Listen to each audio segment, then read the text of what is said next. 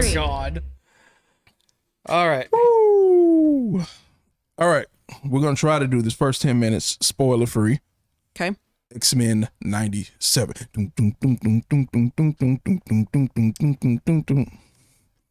All right. Bum, bum, bum. So what? This is a continuation of the original series, right? Yeah.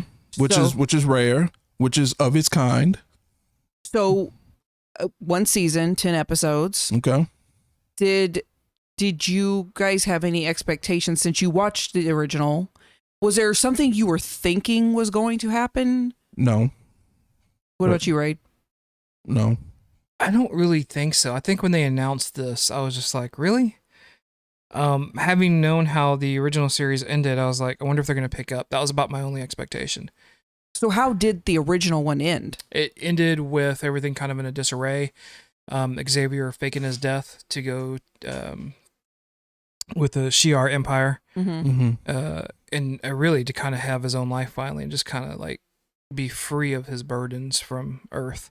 Okay. So I had no expectations. Mhm. I was excited when they announced it, but I was more. So I guess the initial excitement was the more of what it could be, because the last cartoon that I watched all the way through was like What If. Yeah. So it's like if you take the What If kind of graphics and all that and you tie it into a new X-Men, I was like, oh, this would be dope. Right. And then quickly realized that's not what was going to happen. Mhm. So actually, mine was reverse. I went in with very low expectations and with the hope that they would not F it up. Like what I just, and what I mean by F it up was not them making something that I would enjoy. Just don't F it up where you diminish the name of X-Men. Yeah. Right. And generally speaking, they did not do that because everyone seems to have liked it. So you didn't F up, right? However, my low expectations were met. This was not good. This was not a good show. In the first 30 minutes of this show, I texted Sean. Okay, shout out. Vagabond Nerds, right? Mhm. Because he was like, you got to watch this. You got to watch it. Texted him after the first 30 minutes. I said, what the F am I watching? This is pretty shitty. Yeah. I was really like, he was like, give it a couple episodes. I'm like, right now, I am struggling to finish this. It was hard. If this wasn't, if it were not for the fact that I grew up with X-Men and it's a classic, You would have stopped, right? I probably would have stopped. Would it have been at the first 30 minutes mark where you were just like, what are they doing? I usually give 3 episodes. Okay. Now that might not work for this Disney Plus era because you got hour-long episodes and you only got 10 episodes. But generally speaking, I give something 3 episodes. It was very hard for me to get past this first. Now, at the end of the first episode, I thought, okay, they're going somewhere with this. Let me stick around. So I got to the second episode. I was like, expectations are still not being met. Yeah. By the third episode, I was actually a little impressed. Not a lot, but I was like, did not expect them to go that way. Yeah. And then as the series started to progress, you started to see them change their tone for better or for worse on it. And it instantly separated itself as being a cartoon from the 90s generation of kids to, because you're the kids from the 90s that grew up watching this, we're going to make this for you. Yeah. And now we're going to throw in you as an adult and we're going to start shifting this cartoon to being driven into that thought process. More adult. Yeah, more adult driven. And I don't mean that as in like, oh my gosh, you're doing this or this. I mean, there was a little sexual stuff going on that you wouldn't necessarily have in a kid's cartoon. But Morph hitting on Wolverine. Yeah, but there wasn't. It wasn't like an adult themed show. No. But there was definitely adult themes in it, but that didn't take over the whole show. Yeah, and by the time this review rolls out, a lot of people already know, like, they had deaths. And I'm not giving away who it was because we're still in spoiler-free territory. Spoiler-free? But they had deaths. They had stuff that stuck. They had an attempted Holocaust which blew my mind for a show driven by kids or driven for kids in a cartoon manner. Yeah. Even though here we are all talking about anime earlier, which is very much a different subject, but normally American cartoons don't delve into that, especially ones that are a continuation of something that was kid driven back in the 90s.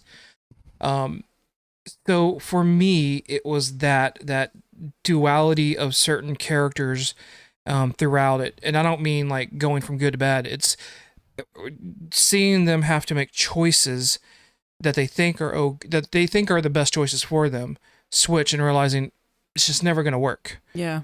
So seeing that actually kind of play out, that part of it I did appreciate, because I was like, it's a new take.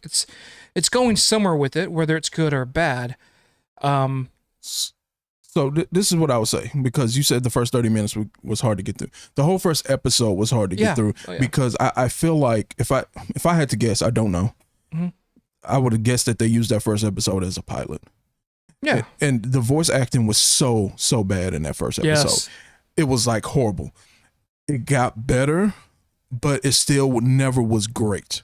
Yep. The voice acting in this. And did I appreciate them bringing back the original people? Cool. Some of them. Right. But at the same time, I did not enjoy it. I had the feels from the more recent Star Wars movies, right? Where you had Princess Leia there, but her acting skills had diminished. And it's like, I like seeing you here, but me trying to enjoy your performance, I can't. Like, it's bad. Like, it's a bad performance by Leia, right? It's the same thing here. The graphics, not up to par. I appreciate the fact that you try to keep the same art style, right, with some maybe enhancements from CGI. Mm-hmm. But I can make an argument that some of the original graphics from 30 years ago were better. Yeah, that they held up. Oh, wow. The hand drawn, the shading, and all that. A lot of stuff was missing from this. It felt kind of hollow from that. So those are my two main things that I didn't like, that were just really disappointing. The graphics and the voice acting. The story, again, no spoilers here, for the next 3 minutes or so, was rushed. They packed too much into it. There was a lot going on. There was way too much going on. Yes, I agree there was a lot going on, but there was too much going on. Now, was that on purpose? So you didn't, quote unquote, F it up, right? What if you take one storyline and just stick with that, and it doesn't work? I'm going to give you right. one. And so that could have turned into an issue. Right. Ready? Yeah. This felt like the Aquaman movie with the storylines. We don't know if we're going to get another chance, so let's shove everything that we could possibly love about some of these storylines into this first season. Now, but here's the deal. Here's the difference, though. I didn't dislike the storylines. They were just they also too fast. They also mixed them. Too. Yeah, it That was just the too other thing. fast. Like, you didn't really get a chance to develop certain characters, certain stories, certain plots, whatever, over the course of 10 episodes. It was just rushed. So it's not like I didn't like them. It was way too rushed. I couldn't appreciate it at all. I love a re-spoiler. Can we go spoiler? No, not yet. Some of the aspects of doing that were perfectly fine. And then there's two storylines that I wish they kind of would have held back on. And I think they are. I think they're saving them for the next season. And I'm not talking about the obvious one for next season. I'm talking about two of the subtle ones that they hinted at. I'm really kind of anxious to see how those play out. Well, so I hope that's not the end of those arcs, because those two individual stories themselves lead to a much bigger. So I have a feeling that me and you will enjoy season 2 more. And it's not, I'm not blaming everything on the guy that got fired, but the fact that he's not there. And this was a second job he got fired from too. Automatically means that the season 2 is probably going to be a little different. Yeah. Just by default.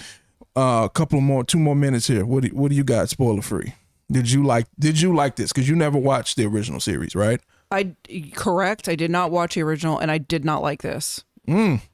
I did kind of start getting a little more interested at a certain point, which I will tell you later when we're through this part. Okay. But overall, I was just kind of like, I don't know. I honestly, I can't even pinpoint it. I cannot tell you what it is. I just was like, this just isn't good to me. It's not interesting. I don't care.